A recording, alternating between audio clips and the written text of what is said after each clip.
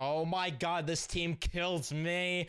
What is going on, guys? Welcome back to METS Central. Today we are going to recap games, was it 29 and 30 of the regular season here, where the Mets won in the first one and then lost in the second one. Why am I so aggravated? Because they lost the most recent one and because it was an infuriating ending and an infuriating game to begin with. I am just beyond annoyed with the way this team performs offensively on a nightly basis, to the point where it's hard to even... I say it's hard to be mad, but I'm worked up anyway, because I should be expecting this when Francisco Lindor exits the game and I gotta watch Joey Wendell hit third. I should be expecting this when Brandon Nimmo has not been hitting the baseball well. I should be expecting this when all these guys in the lineup, the catching position's a black hole. I should just be expecting this. That's all I should be saying, but I'm at the point still where I'm getting fed up with it, because it's just infuriating, because it feels like it's just deja vu. It's just the same thing over and over and over and over again for years and years and years. And it's hard to not be pissed off, or quite frankly, even if this team is not a, World Series contending team, this and that, it's still hard to hide the emotion from this, because the first game, let's be quite frank, they didn't even do that great offensively. They went 1 for 3 with runners in scoring position, and the one hit they got happened to be a clutch DJ Stewart home run in the 6th inning to end up breaking the game open and giving the Mets, chance to win the game. Outside of that, you had Pete Alonso sacrifice fly, and that was it.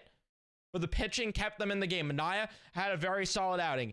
Reed Foley was great again. Reed Garrett, a dog. How many times do we have to say that? Ottavino, great.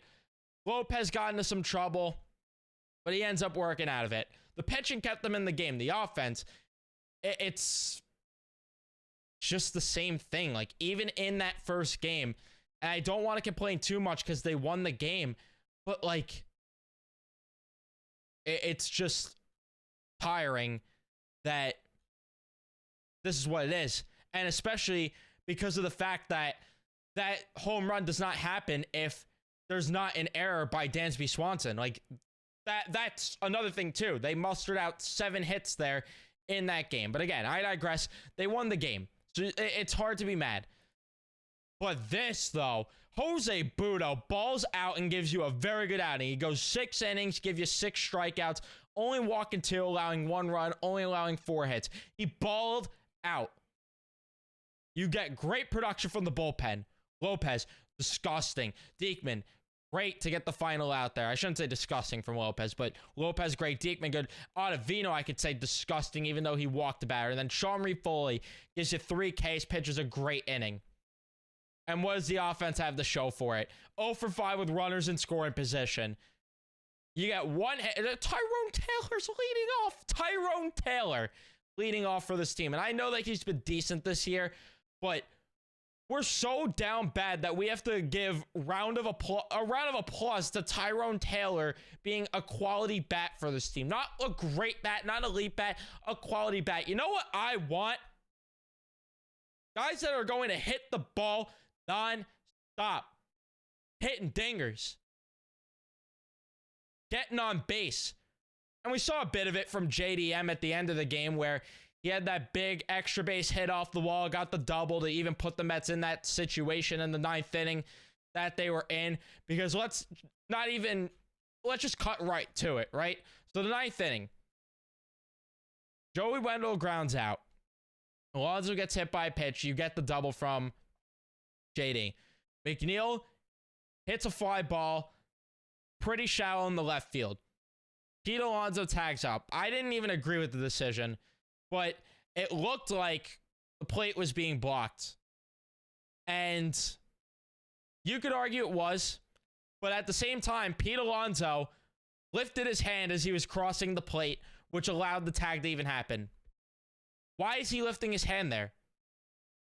And I know people are going to say, well, maybe he just bumped into something, or there was a little bump. He slipped a bit.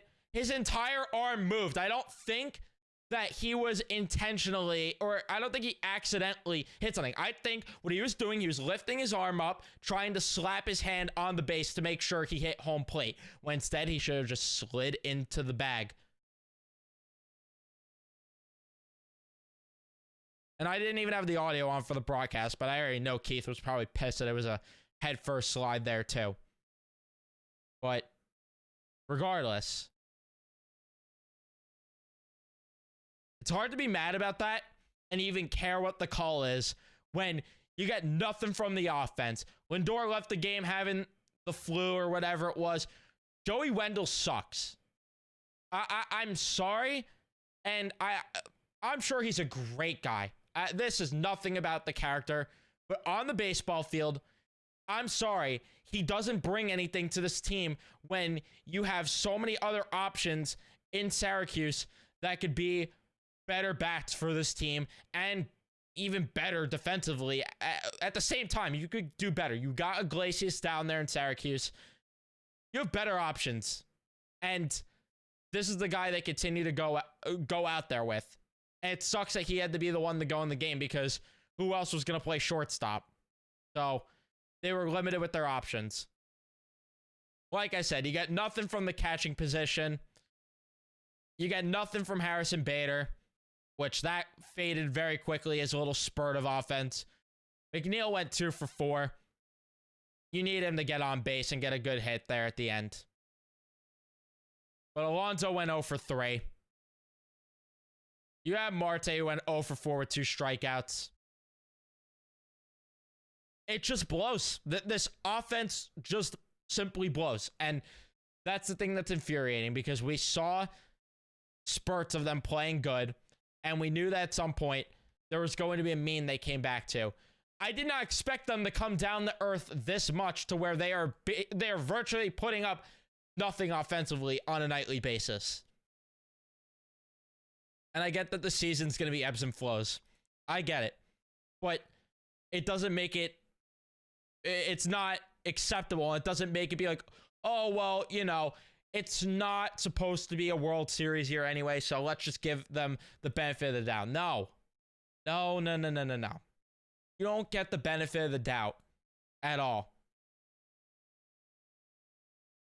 Especially when it's just annoying that this is... It's just the DNA of this baseball team, no matter the personnel at this point. I mean, seriously, how many different managers, general managers, presidents, roster personnel, how much has changed? And it still is great pitching, no run support for the great pitching. And then when the pitching implodes, the offense actually shows up for a change. But it doesn't matter because the pitching sucked that day.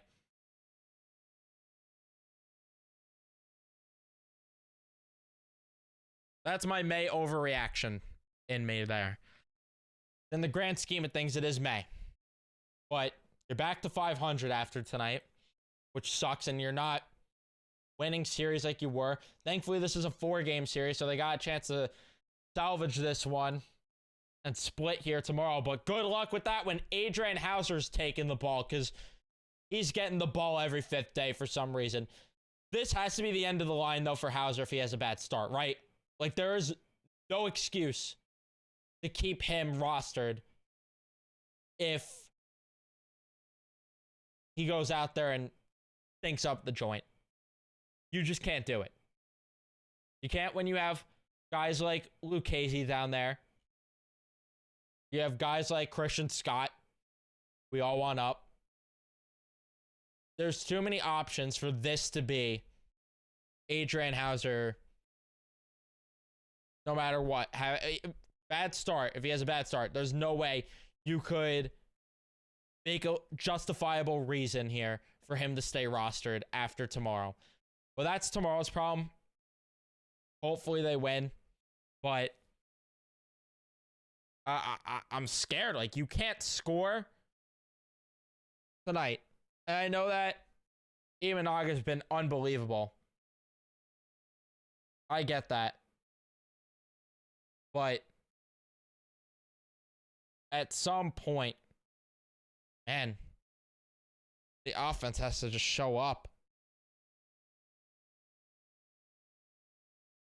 At some point, it's got to happen.